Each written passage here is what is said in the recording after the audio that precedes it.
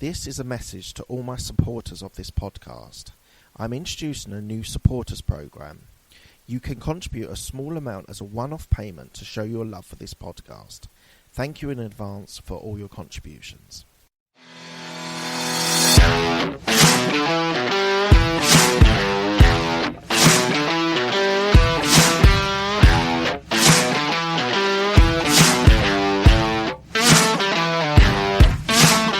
I just wanted to let you know before we start the podcast that I am doing an online podcast course, how to be able to create, get your guests, scale it and monetize it.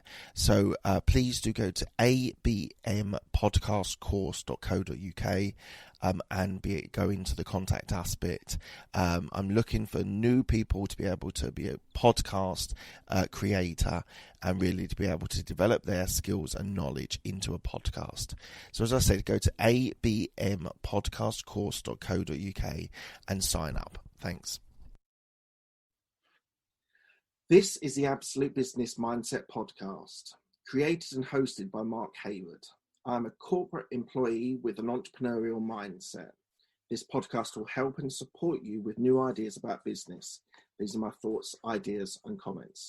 Today, we have Joseph Young, who is the founder and director of architecture for Kuvio Creative. Hello, Joseph. How are you? Hello, I'm great. How are you? I'm really good. Thank you. I'm astonished that we're at the end of August. I just can't. This year has been so disrupted and disjointed. I can't believe we're now going to be in September tomorrow. Yeah, it simultaneously feels like it's 2037 and like the 127th day of March of 2020. Somehow, right? It's insane.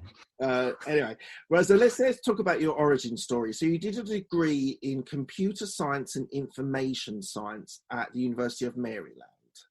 So tell me a little bit about why you chose that degree. I was actually messing around with computers since I was 8 years old or so, and didn't actually turn that into a career until I left the military, which I spent about 9 years in. And so while I was in the military, I started thinking, okay, after the military, what am I going to do? And I tried to go back sort of to my roots. And I was like, okay, I need to do computer science. But in order for me to switch careers appropriately, I need the right thing on my CV, on my resume to be able to get the right interviews. And so I need to go ahead and get this degree. So that's what kind of led me to it. I was always probably going to do something with computers, but it was just delayed a little bit while I had my military adventure. Right, we'll talk about your time in the Air Force in a minute. But I understand that your music has been incredibly important to you, and you got a certificate in music. But I understand it's the piano. So just to tell me, you always played the piano? Yeah, since I was 2, I picked it up in my grandparents' bedroom. They had a piano, and I just started messing around with it, taught myself, and then just sort of lived by a piano for the next 16, 17 years probably of my life, and everything was very piano based. The interesting thing is that it moved me in a direction, and music just in general does, and especially music composition, it moved me in a direction to think in terms of patterns. And that's kind of I've noticed that that's sort of a common theme in everything kind of surrounding my life so far, is that I very much like to dive in and find patterns and produce new beautiful things from them. And music is one avenue to do that. Computer programming is one avenue to do that. Even in the military, air traffic control is what I did. And that was an avenue to do that, because now you have the patterns of the planes in the sky and how to get them all down safely.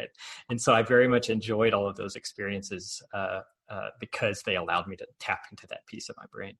Yeah, I think it's important. So this is a question that was going to be a lot later on in the interview, but I think it's an important one. So you have a very music creative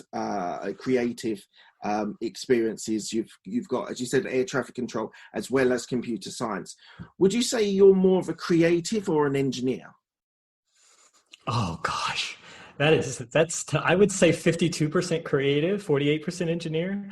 Okay. Just because I am one, and I could be completely wrong about this, you know, in the global perspective, but I just feel like the creative impulse takes us just that tiny bit further in our you know in our journey. Like there's some magic piece of the universe that kind of, you know, the muse that lights on your shoulder and says, oh wait, this is a great idea. I don't know why, I don't have the logical pieces in my head yet, but I know that this is the great idea that I could chase. And there's something about our brains that sort of surpass logic, and then it's up to the engineer parts of our brain to, you know, to engineer the path to actually accomplishing that particular vision that we have. Because So people who do computer science often talk about how creative it actually is, and how you can different languages that you learn. yeah. There's a different way of speaking each of those languages and writing that logic. So there is a creative aspect of that as well, isn't there?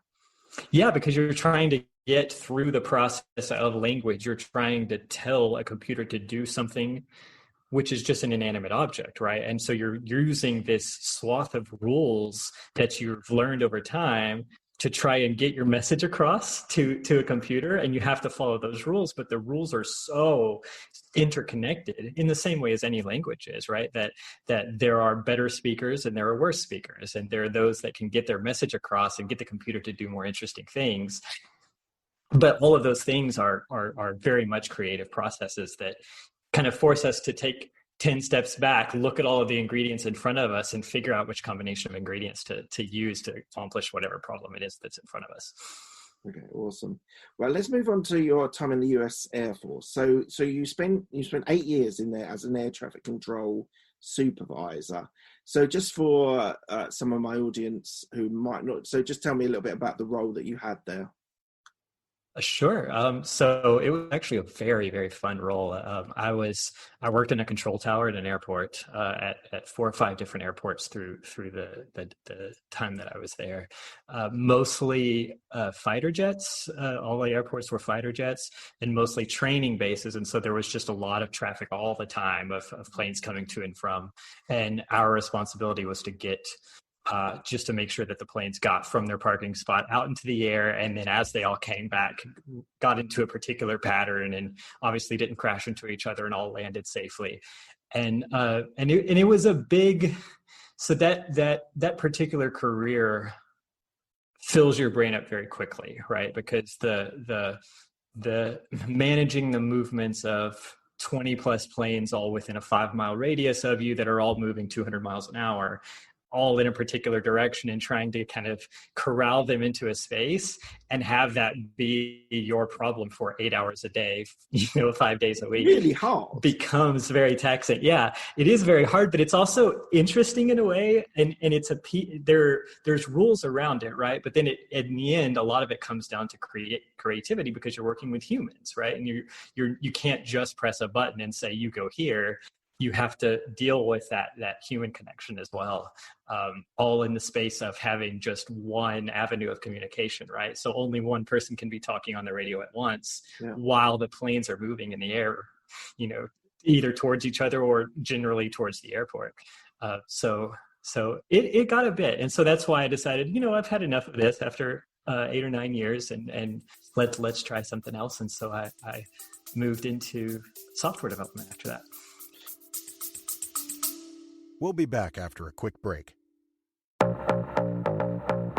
Hi, I'm Alex, the host of X Health Show. Meet the future of healthcare. Think X-Men, that's X Health. Actual superheroes behind programming living cells to cure cancer once and for all. Tech that detects preterm delivery in seconds, brain-computer interface, or apps that employ AI to match you, your disease, with the best treatment. X Health Show brings to you visionaries who push the boundaries of healthcare from Switzerland, the heart of Europe and the most innovative country in the world. Let me introduce you to their startups. Head to X Health Show, meet the future of healthcare. Happy to greet you there. So just stay on the Air Force. So where were you based, and why is there an Italian theme that comes through your Air Force experience? Yeah, So Italy, in a little town called Fontana Freda or Aviano, close to Venice, about 45 minutes away from Venice, was the last place that I was based before I left the military. And I was there for about 4 years. Before that, I spent a year in South Korea. And before that, all of my bases were in the US. But the South Korea and the Italian base shaped me in a way because it was sort of how the place that I learned to rebel in the U.S. military, and how I kind of realized the military is probably not completely for me, because America has a particular way of going into somebody else's village and trying to inject our own culture into their village, into their community, because we just want it our way, and we have this ego that kind of does that, and that never is helpful in any circumstance whatsoever, ever. And so, in a supervisory position, I was in this unique perspective where I was jumping into the middle of an environment where there were rifts in that culture, because both of these bases were owned by the host country, right? They were Korean base, an Italian base. We had Italian and Korean controllers right next to us, but we sort of injected our own ways, and nobody ever grew, and everybody was always sort of, separate and apart. And so what I learned very quickly was that the thing that people respond to most is when you find a way to give them the space to be themselves, and to lift up their culture, and to figure out how to do the hard work yourself to appropriate into their culture instead of trying to make them appropriate into yours, right? And you have the typical sort of American tourist where everybody's they're mad in the middle of France that nobody around them speaks English, right? It's the same sort of principle kind of everywhere, because we all live in these tiny little bubbles that we have to choose to break. And if we don't break them, we think that it's the best way to go about our lives to make everybody cater to us. But as soon as we break them, we realize there's a larger world out there, and that all it takes is deferring to others, and suddenly they will do everything in the world for you. And so those two kind of taught me, they sort of internationalized me and kind of got that American typical sort of mindset out of me. And then that guided everything that I did as I tried to switch careers, and then as I started a business as well. And not to go into the political side of it, but being in South Korea, a pretty hot area for confrontations and sort of heated tensions. Was that difficult? That was actually less difficult because of the story of South Korea. I think the way that the U.S. came in during the Korean War and sort of like helped push back against North Korea tied the U.S. and South Korea together, where a lot of South Korea's kind of rebuilding and culture was driven and propped up by the U.S. And so the rift in the culture there was less distinct than in Italy, actually. But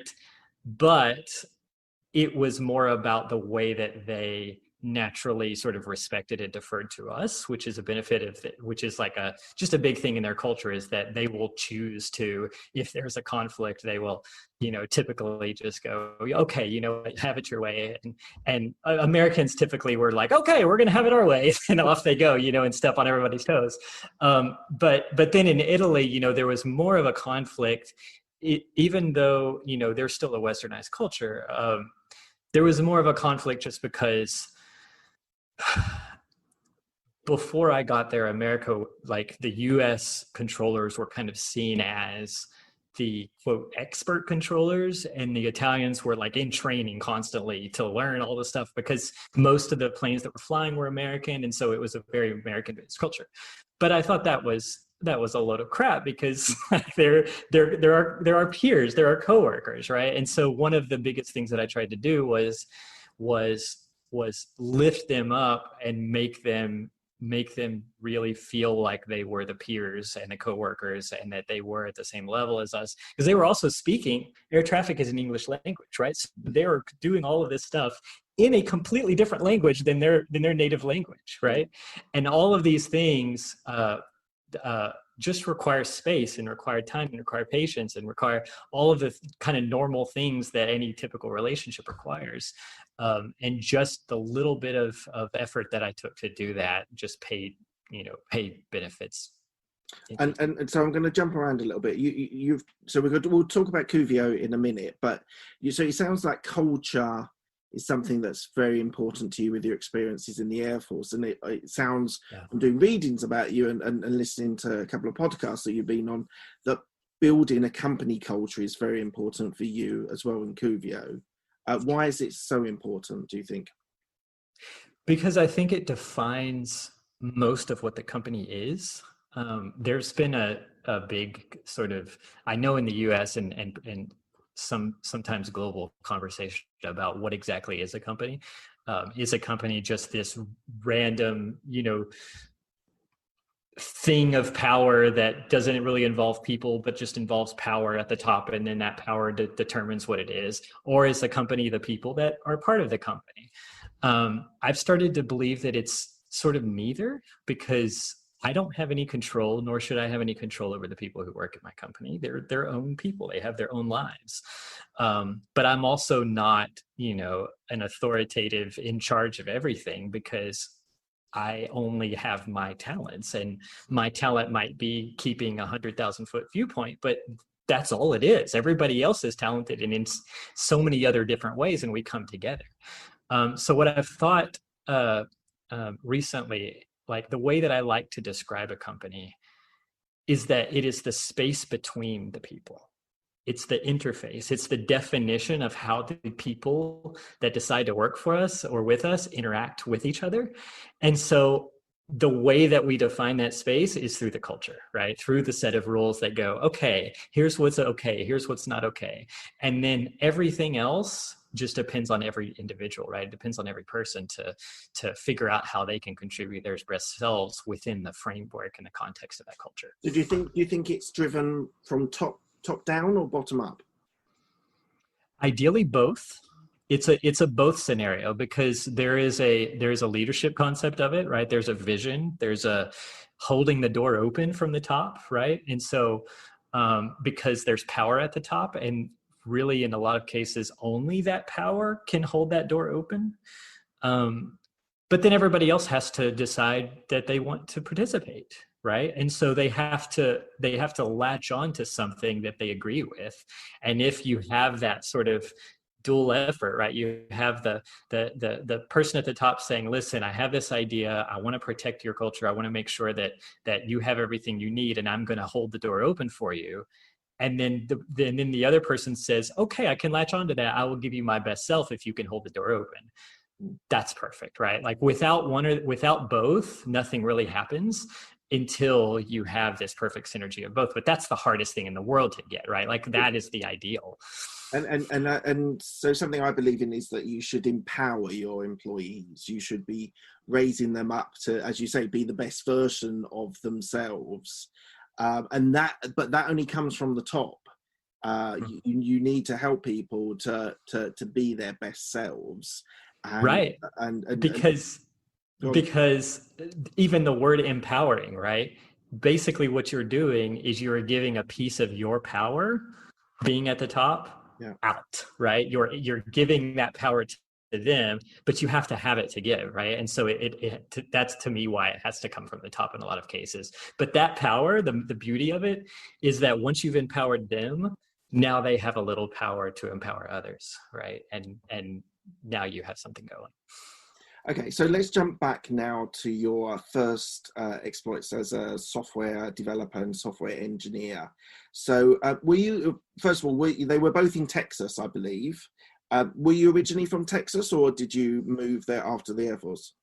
My family was from the Houston area. When I moved back to the Dallas area, I think because I thought, I've traveled the world. I want to be close enough to family, but not right next door to them. So I moved, 4 or 5 hours away, and just chose it sort of randomly, and then started looking for jobs around the Dallas and Fort Worth area after I got back. And so you did have a career, or a part of your career, which was as a, if I say a typical software developer role, you obviously got to you got to spend your time in doing those sorts of roles. Yes. How was it pre setting up your own business? What was it like working in someone else's culture? And did you find that you were empowered by your companies that you worked for, or was it quite difficult being in that sort of environment? It was much more difficult than I expected, especially coming from a military environment that is completely locked down, where your merit and your talent doesn't really mean anything. The only thing that means something is how well you can take the test to move on to the next rank to become the boss. I thought that sort of moving away from the military into civilian life would get rid of that and would kind of reduce those power structures. At least in the US, most corporations are just not set up that way because they rely on those power structures in order to maintain some semblance of organization, I guess. And so I would say that those two positions were instructive, but also typical, right? Like there was nothing that they were doing wrong or different from anybody else, but I just had a different vision. And so most of the successes that I had within those organizations were due to politics on my part, right? And kind of figuring out ways to climb the ladder and take some of that power that I needed to give myself the space to do the good job that I needed to do and to sort of push the products that I was building and things like that. I had a lot of allies along the way as well, right? So for most of the time, I had a really great boss who would sort of fight those political battles on behalf of me so that I could just work on, deal with execution. That taught me a lot as well, right? Because that was the sort of 1-2 punch of execution and the politics, right? And you always have to have both in scenarios like that, but it's very hard for one person to maintain both of those things. So it's interesting. The Air Force, I would imagine, is very hierarchical. As you say, instructive. You're being told unless you get the supervisor level, and then you then do the instruction. What was the sorts of developer roles you said, the office politics? Was that alien to you? Were you not, because of the Air Force, you were literally told X, Y, and Z, and you actioned? Was that different in civilian life?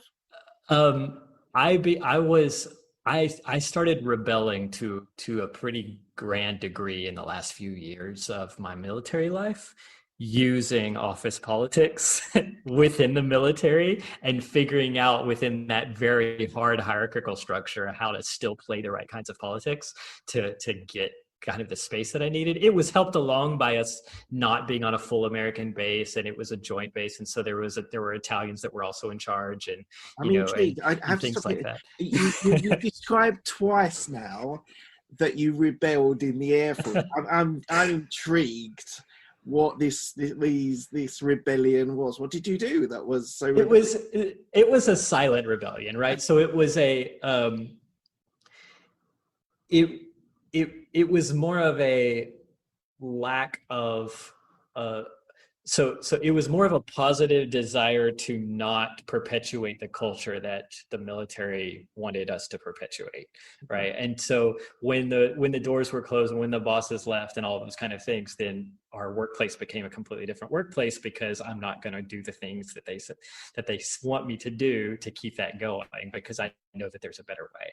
Right. So it was as much of a rebellion as it could, but I mean, like it got noticed and people started getting mad at me. But it's funny because people on the US side who started getting mad at me and started putting me in their office and, doing all of those typical things that they do to try to sort of scare you back into submission. It was the very same time that the Italians started giving me awards for being like culturally sensitive and for like, and they were putting me on stages and things, right? And in front of both Italians and Americans going, oh, this person, there should be more, like other people should do the same thing that this person is doing. We should pay attention. And so it made the US side less able to sort of put me back in line, because they saw the benefits of that. That's brilliant. All right, let's move on to you founded Kuvio Creative. So where did the entrepreneurial side come from? It doesn't sound like your early career was really an entrepreneurial inspired. So where did setting up your own business come from? It really came from the frustrations that I've been talking about. It was, okay, now that I'm in the civilian, typical US life, let's see what it's like to build a typical software career in these typical software jobs. Let's see if I can climb the ladder fast enough, and if I'm happy enough with, my work environment. And the answer was that no, I wasn't. And I got sort of increasingly frustrated with what I felt like was the relative ease of changing some of the patterns that are so ubiquitous throughout corporate culture, and the lack of people in power's willingness to do so. And that sort of, one day I just sort of set off, and that's a whole nother story of how I quit the job and became sort of entrepreneurial, because I did it in the middle of a vacation with an email. But that was why, because finally, I was right in the middle of a vacation, and I was working in this boutique firm, and there was nothing that the firm was doing wrong. They could have just done it a bunch better. And the firm was probably 25 people, and the CEO had, I don't know how many houses, 3, 4, 5 houses. But the company only had one major client. But the client was, $7 or $10 million a year client. But all of their products were expandable to other clients. And so what I worked in with politics was to try to get those products to be expandable and kind of do all of the things that I wanted, that I felt like I could do. But in the end, all of the money and all the revenue was going straight to the top, and everybody else was just making normal salaries. And the thing that finally set me off, it was funny. Have you seen or heard of the show Mr. Robot? Yes. So it is, yeah, and it's, the entire story is about rebellion against corporate greed. Yes, I've seen the first series. I haven't seen any other ones. Yes, I know. I watched the first episode of the first series. I was right in the middle of the first episode on my vacation, and there's this guy rebelling against corporate greed. And I get an email from my workplace saying, hey, because we have a thing called health insurance over here, which is horrible. Your health insurance is going to double next year for some random reason, because we need to cut costs, right? And I'm thinking, wait a minute. If I was in charge of this organization, I would sell one of my houses before I did something like that. Why isn't he selling one, right? And that was finally the thing that set me off. And I'm like, you know what? I bet I can do this better. And so I quit. I sent an email back and quit on the spot, never showed back up again. And then so started my journey to pretend like I knew a better way, right? Which has been what I've been doing for the last 5 years. And Kuvio is quite a unique company, because it does web design, it does marketing, it does branding, and you create apps as well. So it's a real cross, all within the sort of computer science arena, but to do web design and marketing and branding. So did you start with one, and did you develop, and then did you then pivot to another part of the business, or was the vision always from the start to have those 4 strong different types of areas in your business? Yeah, so it's a really good question. One of my original frustrations with the software business as I experienced it was that there was no designers in sight ever. There was nobody that was paying any attention to the visual side of software, and all that software is the visual side to the users that are using it. And so I had a couple of opportunities to work with designers without being asked to work with designers. And the combination of my partnership with that designer made me see that with with that other aspect, we can actually build beautiful things. And like the software people can focus on the back end, but the designer can focus on the experience. And the combination of those two things together are the only thing that can produce a real product. And then that sort of story, I wanted to protect that once I started Kuvio. And so I actually started it with one of those designers. He left Kuvio about a year in just because just the startup scene wasn't right for him.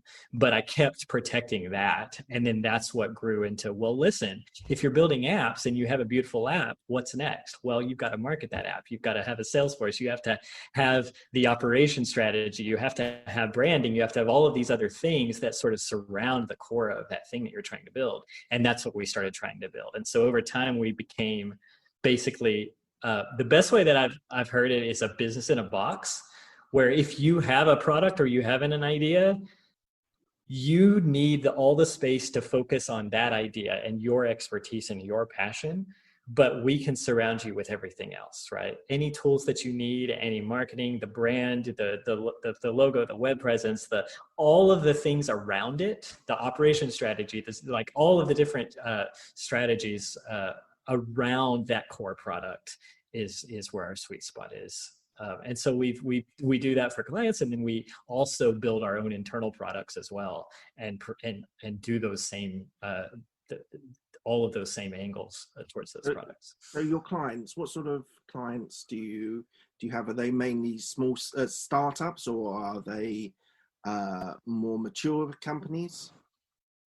Combination of both. So they're either more mature companies. A lot of them have had IT departments in the past, or internal software shops in the past, or have done a lot of contracting, and then they find that it's just not enough to hire a software, right? And so they like our team because we have all of the other aspects as well, and it just kind of comes for free with the way that we offer.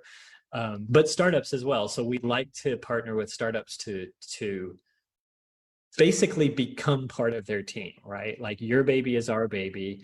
Let's figure out what it means now that you have a developer team and a branding team and a design team and a marketing team. Now we've really got the team together. And that's the way that I like to think about client relationships anyway. It's like the typical sort of, I give you money, therefore I have control of your creative process. I feel like that's the most common, but it's also the most broken model, because you don't have any, like in most cases, unless you're a creative person yourself, you don't know, nor should you even spend any time on figuring out what your brand should be for your customers, right? A lot of us get stuck in our own minds and go, oh my gosh, this logo, I don't like this color. It doesn't represent me. It doesn't, like, oh, it's weird. Can you change it? Can you make it pop in a different way? Or all the things that, that we have when it comes to a logo. But what we don't realize is that the logo is not about you, right? It's not for you. It's for the brand of the thing that you're trying to build, so that all of your customers that you have yet to meet can have the correct reaction to your product. And so we kind of try to educate as well on hopping that leap of getting past you and letting us kind of rely on our expertise and our creative aspects, so that you can really spend the time that you need to stop wearing all the hats that you thought you needed to wear, and instead wear that really specific hat that is actually what makes you passionate. And we get everything else out of the way for you, so that you can really focus on that. And that's the best recipe for success, in my opinion, is everybody's aligned with their passions and everybody's excited, and we have the space to really do beautiful things. Well, I'm going to take a step out of our conversation. We'll jump back into it in a minute. You've talked about people that have been influential in your career and your businesses. Have you ever formally hired a coach or a mentor? I have never hired a coach or a mentor, but I think of everybody that works at Kuvio as my mentor, just because they're from every walk of life. They're from every angle. They have every different passion, and everybody is a different person, and they all have a unique perspective on what Kuvio is. The thing that I've never done, which I feel like I will do someday just to get an idea of what it's like, but I feel like I have a mental block to get over first, is hiring a sort of coach with experience in building lots of businesses who can tell me like all the things that he's run across. But I think mainly because I don't believe that experience in most cases represents or is aligned with probably my experience, because it's that experience that I'm typically rebelling against. And so it would be hard for me to get to trust somebody in a more traditional field and reach to them for advisement and coaching. But I also think that I have a blind spot there, that there are things that I'm probably not seeing or ignoring, that I'm kind of taking the harder path of learning the hard lessons myself, because I'm not going out and getting that advice. I'll give you my 2 cents for whatever it's worth. I think coaches and mentors are incredibly important. You can learn from their mistakes, and you don't have to make the same mistakes or similar mistakes. You can learn from them. You could, for example, have someone who's done something similar to yourself, who's 20 years older and has been through recessions, who's been through upturns, downturns. I advocate it a lot on my podcast because I've found incredible use and from having a mentor specifically, which is slightly different to a coach. But I would say if you've got that blind spot, just try and confront it and just sort of understand why you're doing that. My opinion is that you can, as I say, you can learn from other people's mistakes and not make the same mistakes as they did. Right. And that means you can get to wherever your destination is faster. So I won't go on any further. Yeah. No, I completely agree with you. I think I've traditionally gotten a lot of my mentorship from books. One of the best sort of mentors that has never or will never meet me was the strangest one of the stranger ones. Do you know who Ray Dalio is? Yeah. So yeah, he was a manager of a hedge fund of all things, but also had a particular gut instinct to try and build a different kind of company that was very, very close to sort of the same principles.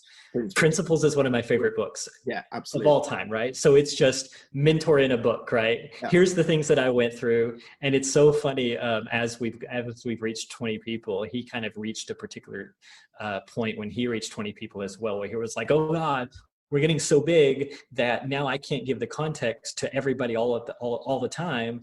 But we need everybody to have all the context all the time. And so he started running all these different experiments, but he also sort of faced a fork of, should we stay 20 people forever or should we grow, to infinity? And what does it mean in both of those scenarios? And we are right there at that juxtaposition at the moment where we're trying to figure out, like, I want us to find the path to grow, to infinity and to keep our model kind of propagating.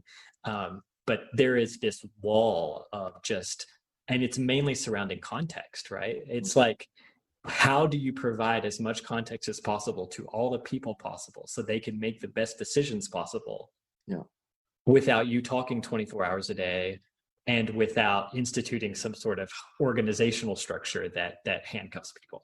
And that's just one of the hardest things in the world to solve for.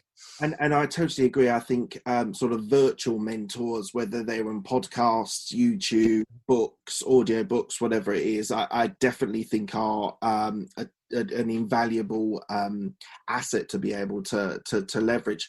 I would say, so yes, I've read Principles and I've been inspired by that. Another one which was recommended, it's been on my bucket list for a while, but it was recommended that I had to read it because I'm going through a change from leaving my corporate role and starting up a couple of different businesses.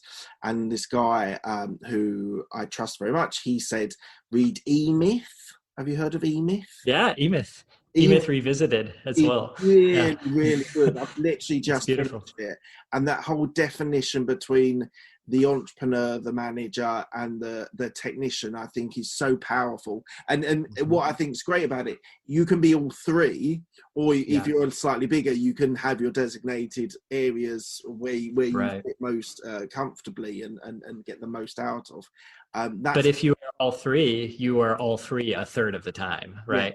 Yeah. And so you end up squashing yourself. And that's one of the biggest things that when I made that transition, I did not realize. I knew sort of logically, but I didn't realize that, hey, I'm going to go build products myself. Okay, but you're going to have 20% of the time that you used to have, because now you're an entrepreneur and now you're wearing all these hats, and those hats have to be filled. And you can't just hire somebody straight away in a brand new business to do that. And even if you do, they're not going to pick up on the context for a long period of time until, and so that's that chicken egg scenario that I feel like was one of my biggest struggles transitioning. So you've described that you provide services, web design, marketing, branding, app creation, but you actually provide products as well. Well, what's your product line? So for clients, it's typically like internal line of business products that automate away some piece of their business process, right? It might be, quoting or ordering tools for their customers, or it might be internal apps that we build for them. Internally, for products that we build ourselves, it runs the gamut. I mean, we're about to release a product for field researchers for better like mobile data collection in places that they don't have a reliable connection, so that they don't have to take pen and paper anymore, but it's still structured. We have a legal case research app that we have.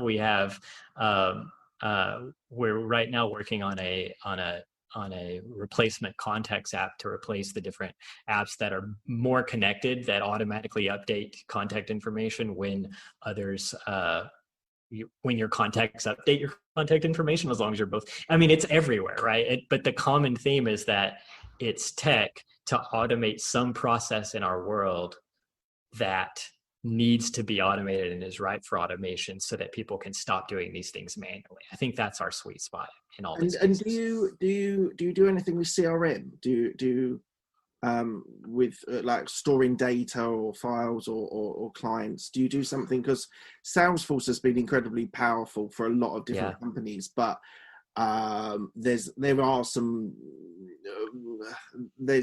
two problems with setting up Salesforce, let's just say. How do you manage that for your clients? So there is a balance. I guess I'll talk about the spectrum between off-the-shelf stuff like Salesforce and building something custom. Obviously, building something completely custom is expensive because it takes a lot of time to build basically Salesforce all over again, but for your particular scenario, right? But that has to be weighed against the genericness of the off-the-shelf product, right? If everybody's using Salesforce and everybody's kind of using the built-in templates and everybody's doing the built-in thing, if everybody's got a Squarespace app, right, or site, if everybody's got a Wix site, if everybody's using HubSpot for marketing, there's no competitive differentiation anywhere. Everybody's just using the same thing because it was the cheapest way to go. And so the competitive differentiation in our perspective comes from figuring out the most important differentiation between you and all of your competitors, and figuring out where tech can help automate as much of that as possible, so that you really build something custom, right? It's not building Salesforce all over again. Lead generation and maintenance and things like that are pretty common and can probably be mostly handled with an off-the-shelf software. But what do you do with those leads, right? Like where is the line between the Salesforce process and what frustrates you about that, and what would really help you as a person, right? We see that a lot with now, right? In the midst of COVID, so many industries, almost every industry is suddenly pivoting, right? All of our restaurants who never delivered are suddenly figuring out a way to deliver, right? But they're either figuring out a way to deliver by paying a bunch of money to delivery firms that already had it figured out, and not really having the same customer experience that they'd want, but it's cheaper. Or they figure out a way to do it themselves, finally, because that's all that they can do to survive. And somehow they find the way, right? And so you have an entire new invention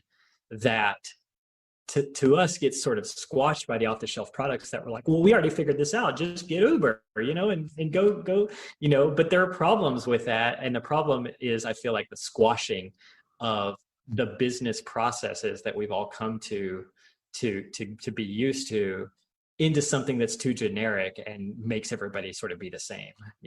I'm taking a lead from closed one to 80%, and like all this kind of stuff that we think we're doing good, but we're not really solving the hard problems. We're just doing the same as everybody else. Yeah, it's a really good example of that, because in the UK we've obviously experienced the same thing, and a lot of these companies have gone with a generic delivery brand, whether it's Uber Eats, there's one in the UK, Deliveroo, Just Eat, there's various guises that it comes under.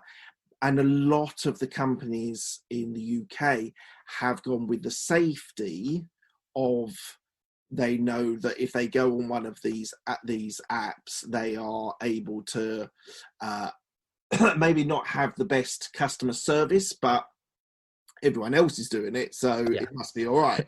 But then your customers are paying 10, 15 extra pounds just to get it delivered there, and you start looking at that and you're like, my gosh, like that's now unaffordable for my customers. So what's the alternative, right? But then you start thinking the alternative is hiring delivery drivers myself, and starting to weigh that balance. But then is there a different way? Well, sure, curbside pickup, right? And find a way to do curbside pickup so that it doesn't, take 30% of your revenues to do something.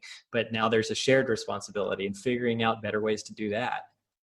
There's always an answer that is different and more unique and more specialized to the thing that you're trying to do than the off-the-shelf solution. There's always an answer. And I think that's part of your creative experience and creative desire, because you're trying to find. And one of my questions that we haven't got around to yet is, how do you approach problem solving when you're given a problem? How do you think your way through a problem? Oh gosh, it's cliche, but it starts out with just listening, and it's the way that it feels from my perspective. So I approach the problem from an architectural perspective. And so I have this in the back of my head, a large swath of technical solutions that, technical ingredients, different languages, different frameworks, as well as different pieces of user experience that I've seen. And so I have that in the back of my mind. And as soon as somebody starts talking, I start applying that swath of ingredients to those problems basically in real time, right? So I start going, what about 1, 3, and 7? Oh no, that's not quite a fit. Let me replace number 3 with 5. And I start like intermixing something until all of a sudden there's like, wait a minute, there's a little bit of a fit. And then I voice that fit. And then I'm like, what if we did something like this plus this plus this? Here's my experience with that, and this is why I think that.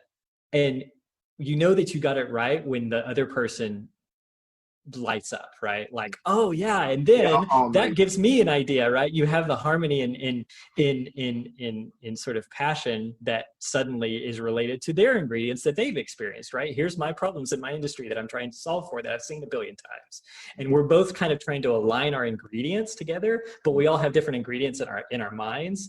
And so the most important thing is to have the right people around that table with the right kind of total combination of ingredients that we think could possibly be part of the solution to the problem. And then it just kind of happened, right? So that somebody goes, you know what? That reminds me of something else. That reminds me of something else. And then we figure out a way to take all of these ingredients that we know, take a few of them, put them together in a way that's never been put together, and then see if that actually solves the problem in a lightweight and also very unique way. Okay, thank you. So one of the things I read about your business is that it's 100% remote. So where are your other 20 employees? They are everywhere. So we're in 8 countries, I believe, at my last count. We have 21 now. So I think my next closest employee is in Ohio. Then I have a few in Boston. I have one in New York City. And then our design director is in Bristol. in the UK. Our branding director is in New Zealand, but she's also a digital nomad, so she travels a lot. So every month she's in a different country. We have a team of 2 or 3 in Brazil. We have an operations team in Costa Rica. But in a lot of these cases, like, these aren't even the hometowns of anybody. They just decided to move there because, you know, they don't have to live where they live, which is also, you know, really exciting and heartening. But yeah, we're everywhere. That whole remote working. So I've worked for a corporate, or 2 corporates, for the last 14 years. So the actual shift for all of our employees to be working from home was actually a massive challenge. Initially, it actually was done relatively well. It was done quite well. Did you just sit there, think to yourself, hey, I've been doing this for years. What are you all struggling about? I mean, the biggest thing that we noticed was all the things that everybody was getting wrong, right? So the tendency was, because we have to do this fast, and because we're big, and because we're not used to being agile, and because we've been resisting this for 20 years now, the tendency is to over bureaucratize it. And to, like, you know, I mean, there were companies that were like, you must have your camera on 8 hours a day so that we can see that you're in front of your computer typing. I know. We never had that. I'd heard that as well. Insanity, because and it just goes back to a lack of trust. But the lack of trust then gets blamed towards the employees, when really it's a culture problem that is coming from the top, right?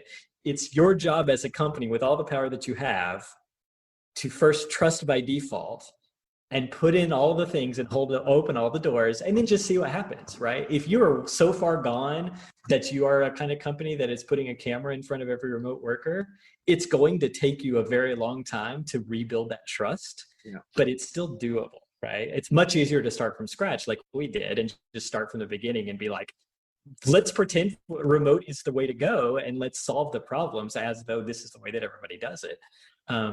But, you know, we weren't unaffected at all, because every one of our clients was not remote, right? And so they had to, you know, they got forced to switch their ways, and we lost a couple of clients, just like I'm sure anybody did, as they, you know, struggled to figure out how to do that, and to fund it, and to, you know, figure out how to stay, you know, delivering the same products in that new kind of environment that they weren't used to. But, you know, we were around to help, at least, you know, to share our sort of mindset. It's just, you know, it's easier said than done, right? Because it's hard to just say, just trust them. Just turn off the cameras and trust that they're going to do their work. Because everybody's reaction is, I don't know. Will they? Well, if they don't, then because every corporate that I've ever worked with or worked for have got trust in their core values. Like they've got a convoluted core value system that they believe, and it always trust in one guy's or another is in there, because you've got to have trust with your clients, you've got to have trust with your employees, and then they're then saying, well, actually, please leave your camera on all day because we don't trust you to do your work at home. Right. Exactly. It was a real weird, like now. So at end of August, when I look back to like mid-February for the UK, and how the uncertainty for our company of people working from home, and they had to bite the bullet and just say, we have to trust you that you're going to do the hours you need to do, and you're not going to take advantage of the situation. And we like, I've got kids as well, so there was homeschooling and everything that you had to do as well, which I must admit I wasn't very good at. But yeah, I think they had to just swallow it and just say, we have to trust you guys that you're going to do it. And for our company, they've talked very positively about the role of remote working. But it's interesting though, what I find interesting leaving the corporate arena next month, well, in October, it will be interesting to see what these large companies do once a vaccine's been introduced and people don't have to wear masks going into their office, whether there will be a reintroduction of of people going back to the office and it almost being enforced again, right? Or whether they go, well, it's worked so well, we can save money on office Right. space. Why don't we just And have 50% of our staff remote working? right, or even 100%, or just leave it up to them, right? What do you like better? Because there another lesson that we've learned is that, you know, I'm an introvert, and so I built an introverted company, and started hiring extroverts who wanted social interaction, you know. And I mean, we even do all of our meetings with cameras off, because I'm like, why should we have to dress up, you know, just for the sake of, you know, being on camera for a second and impressing everybody? Like, I felt that was too. But now people are missing having cameras. What about the interaction? How do I get to know you? And so, you know, like, I feel like, and this is a very, you know, opinionated feeling, but I feel like those companies who decide to, you know, go back and you know, use that real estate that they've paid for the next 5 years, finally, because they have the chance to, and get everybody back in, those companies are just going to be passed by in the next 10 years by those who are more flexible, who figure out the pattern to trust and defer to their team, because that's the only way that you get that extra spark, that you get that beautiful, like, muse that lights on your team's shoulder that then produces the next beautiful things for your company. There is no other way about it. If you're just an assembly line kind of company who has a product and you have a bunch of money and a bunch of customers who are throwing money at you all the time, you'll probably last a while. But if you're trying to grow and you're trying to keep up with the times and you're trying to, like, become a company that is seen as having talent and creativity and all of the things that I feel like in 2020 companies should aspire to, if you do not first figure out the way to trust by default and to engender a culture that your team can actually latch onto and feel like they're being heard, then you're just going to be passed by those of us who can. Period. Like, we're going to pass you by because we have the access to the talent that you are no longer going to have. So we've got to come to the end, but it's a fascinating area that we're all facing at the moment. I actually do think the cameras are quite important for Zoom calls, Microsoft Teams, Skype, whatever it is, whatever version you use. And this is why I use the camera on my interview. I publish to YouTube in most cases, but also it does give a connection of actually seeing. If I'm interviewing you and I haven't got video on, it's sometimes hard to read body language, or whether someone's squirming about one of the questions that I've asked them, they feel really uncomfortable. If I can see that, I can shift, I can go, okay, that's not the right area, let's move on to something else.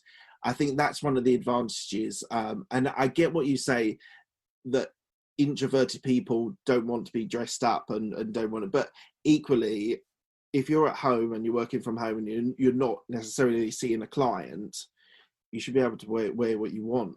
That's also true, yeah. But I mean, but if the meeting is myself, I'm like, well, I'm just going to wear a t-shirt and trousers. You know what I mean? Yeah, like no, that's true. But there's also, you know, if it's 8 o'clock in the morning and you haven't fully brushed your hair, and like, you don't, like, should I brush my hair to go to the meeting? Should I have to? That's the other side of it, right? So there's a balance, and it's different for everybody, of exactly what you're saying. We do miss that kind of human visual connection of reading the body language.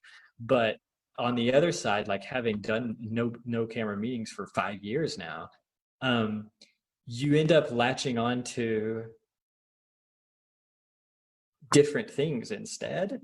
And so, you know, it's like, you know, if you were blind all your life, you end up heightening your sensory sensations of the things that you're hearing. And so you end up really, like, listening and it becomes a different sort of experience. But then on top of that is the benefit of just being able to jump in and walk around and not have the feeling of, even though this is not the case in our team, you still have that sort of psychological feeling of, if I have my camera on, I can't get up and go get something to eat and start munching on that. I can't go do kind of my life. I can't stop paying attention for a while, right? All of those things are really important for us because we want you to be able to stop paying attention for a while, because that means that either we're not doing our job or it's not important to you. So go on, move on and do your thing, and don't have that peer pressure to like be staring at the camera the entire time because you think that, you know, other people think that you're not paying attention.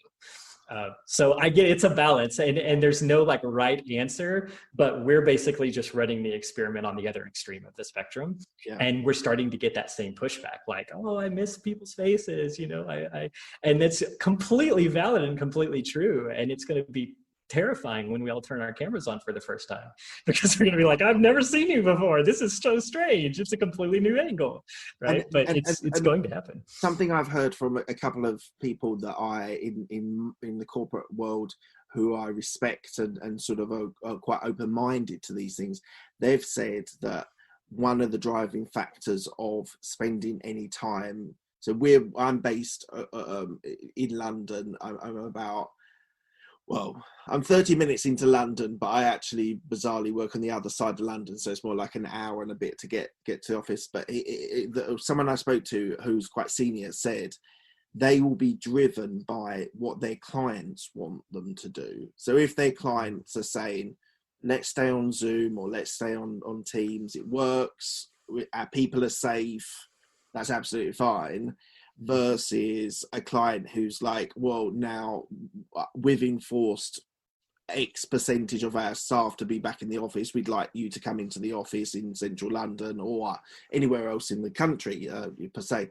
I think that's, I kind of saw that as actually quite a smart move, because if their clients are requesting face-to-face meetings, even if you're sitting there with a mask on, which it will be a bit weird if that does happen, but let's just say it does happen. If the client sort of wants, like you're in the position where you've branded yourself as a remote company, and where a lot of these corporates have spent many years being client facing and being consultants and being in other people's offices. I think that will be a driving factor for some businesses, because if their clients are saying, we want you to be face to face because we want to do X on a whiteboard or on a shared iPad or whatever, I think that will be a driving factor as well for the businesses. I agree with you. I think for Kuvio in particular, that is actually something that we are on purpose trying to push back against, because we think that that's more of an education thing in a lot of cases than anything. And like, we've taken it on ourselves that we're almost not doing our job if we can't successfully convince somebody that, no, you don't need a face-to-face meeting to accomplish this. But, you know, we're nowhere near perfect. And that is a insanely hard battle to fight all the time, right? And so we do cater, but we cater with the idea of trying to aim more and more towards flexibility and as a partner rather than a client, to teach the clients that, you know, I mean, the number of times that I've been like, you can turn your camera off, it's fine, we don't do cameras here anyway. Like, the size of relief that I've heard from clients as well, like, oh my gosh, like, there's nobody looking, so now I can just, like, you know, have the meeting that I've always wanted to have, you know. That also exists as well. And so we also kind of aim to educate, because that's part of our offering, right? Operations consulting on how we actually do this, and our clients get to know that, and they understand that, hey, they've got things figured out. So if they can do full-on meetings without cameras, maybe we could try it too. And it's very heartening when they actually do try. Do you have salespeople in your business? Have what? Salespeople. Do you have a team of going out and selling? Yes, but just recently. So in the beginning, I believed very much in. I was trying to not hire the kind of prototypical used car salesman team of shady principals to make money, and so I relied on. I was like, instead, we're going to hire a marketing team and just have them do a lot of of kind of mass market marketing to teach people who we are and to get our name out there. And maybe the inbound leads will just come flowing in, right? But it's the same thing as anything, right? It takes both, right? It takes yelling out, here's who we are, here's what we are, and doing the cold prospecting. And so just recently, the last few months, we've started we've hired actually 3 sales team members, but we've given in the space to like, how would you do sales if you had infinite space to do sales? And they're all kind of taking their own path, but they're also working together. The biggest thing that they're working on now is trying to figure out how to internationalize our clients, because all of our original clients came kind of from me, as most kind of founder initially things do. And I'm US based. And so all of our clients were traditionally US based, but we started kind of thinking, the US is the absolute worst place right now to ever look for clients, because we can't even open up a country, right? How are we gonna look for clients in the middle of that? And so, maybe the rest of the world who has kind of figured things out a little bit better. To be honest, I don't think we all have. Well, sure, but better, right? We're opening up, but I'm half expecting a second spike in the next month or so. So, I wouldn't go too hard on the fact that the rest of the world have sorted it out yet. Well, they haven't sorted it out, but they're much further along the way. And so, like, so this is as ripe as the time as ever, right? This is one of our big pivots, in the same way that for others it was moving to remote work, right? How do we really internationalize our business so that we can charge fair rates as well, right? So we can go into countries that don't have giant, GDP economies, but still need our help. Like, how do we make a sustainable business where we can help those countries as well, and those businesses get off the ground? Because that's where all of the real opportunity is, when you don't have people that are just throwing money at each other for the sake of saying that they have a good business. I think that's a really smart pivot. I think that's a really smart pivot, thinking internationally for your business, because I think, we're now in a global business as whether it's Trump, whether it's Boris Johnson in the UK, and sort of more insular, I still think the global market is rife for companies and for businesses. So I think the idea of you pivoting and slightly thinking wider, I think is a very smart move. I think it's a really clever move for your business. And have you got any other pivots that you've worked through or has there been many conversations about where we also got I'm a big believer in turning up the dials when it makes the least sense to, because I feel like that's the time when real things happen. So we just recently also just let go 2 of our clients right in the middle of a pandemic, because they just weren't a good culture fit. Like, they weren't giving us the space, and it's no fault of their own. It's just they were never a good fit with us. And we so we've also just started all sorts of new programs. We're trying to find new strategic partnerships, because we feel like we have a team that can very, very easily augment other teams out there that maybe do still have relationships with software companies that are those kind of old school relationships where they're paying, hundreds of thousands of dollars and getting really nothing in return. We have a better way of doing that. And so we're trying to find those kind of partnerships, but we're trying to,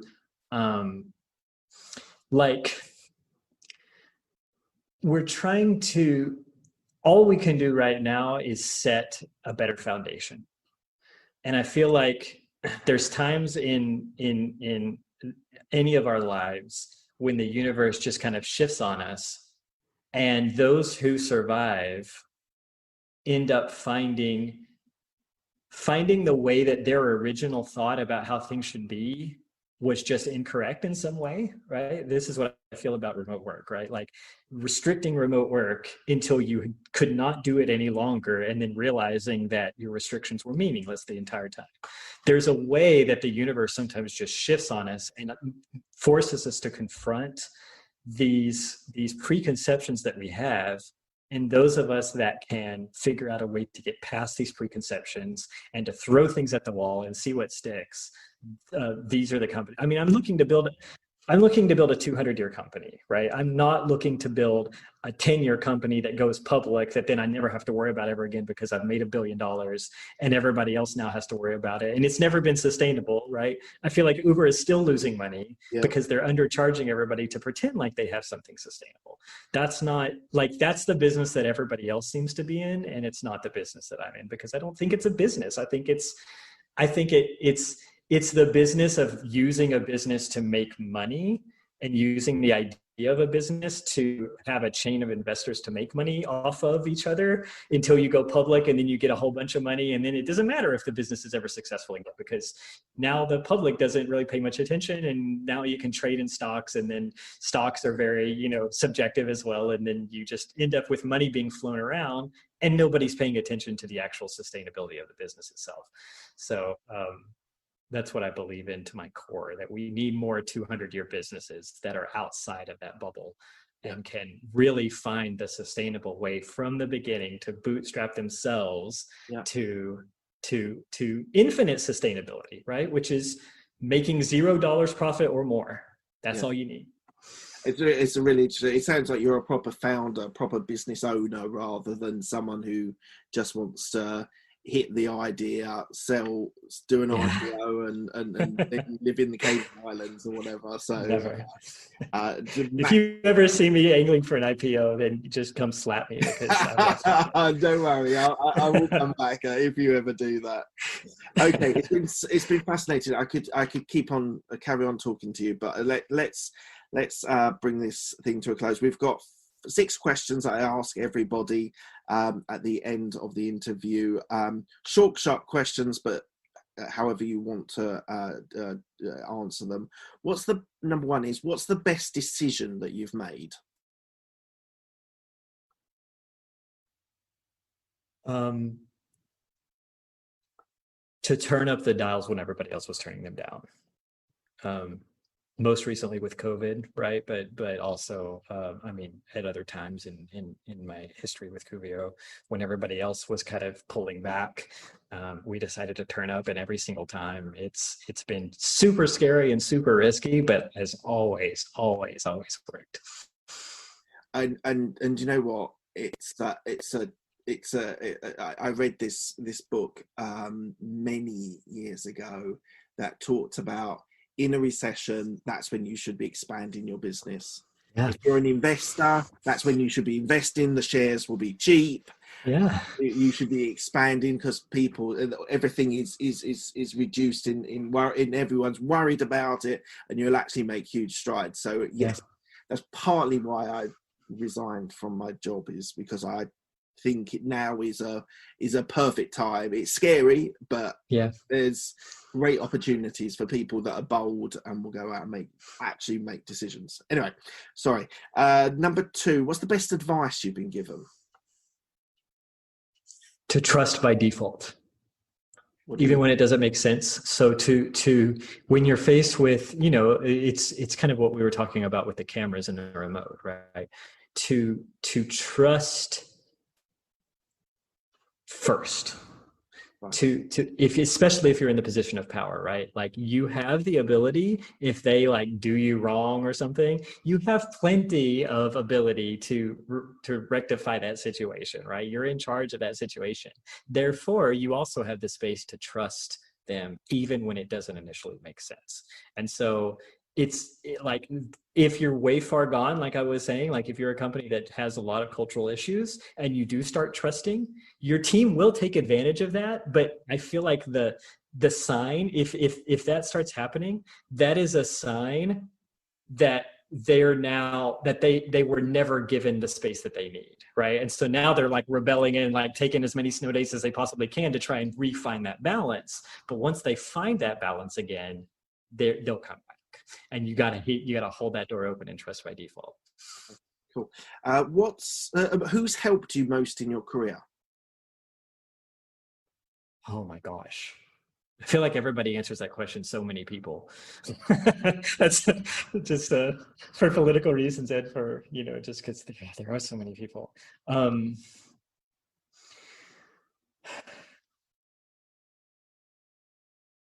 Gosh, I could not pick one person because it's been such a team effort. Couple of people then. Just people who are So in critical for success.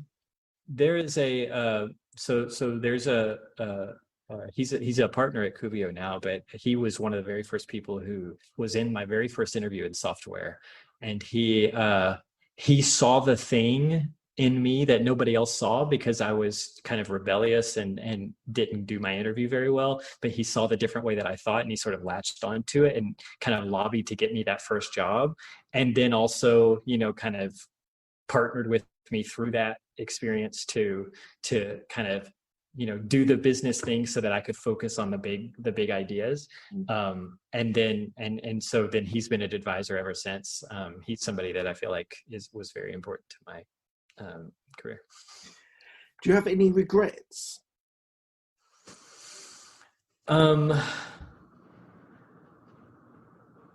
Yeah. So a lot of my, I feel like most of my regrets are when I didn't go big enough, which is interesting.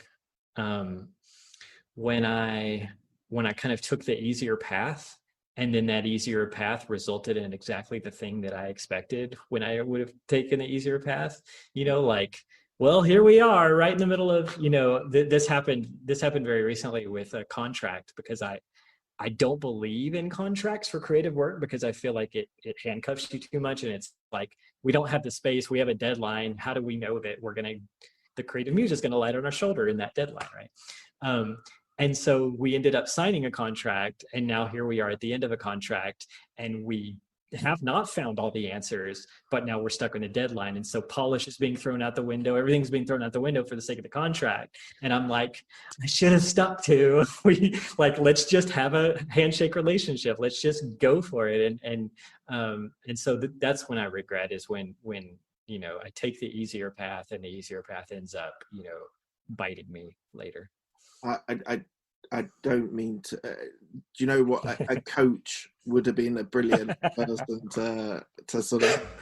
Fair point. I'm not saying they would have made you have a different decision, but it would have been a good consultation period. Sorry, it's only because I believe in coaches and mentors so strongly. No, I think that's a fair point. So, all right, sorry. Next question. What are you most proud of? I am most proud of the fight that we are fighting at Kuvio every day, even more so than the products that we deliver, because we are all so insanely aligned to this common mission of, we've kind of figured out that we think that our way of work is the right way in 2020 to go, and we see how different we are from others. And that, in every interaction with everybody that we ever have outside of Kuvio, that just shines through every experience or every interaction that everybody has. And it's very heartening. And I feel like, my part in leading that, and the way that it has produced a company that is still growing and still sustaining, and so different from all the others, I feel like is what I'm most proud of. Awesome. What does legacy mean to you and your business? We sort of touched on that a little bit earlier, but what does legacy mean?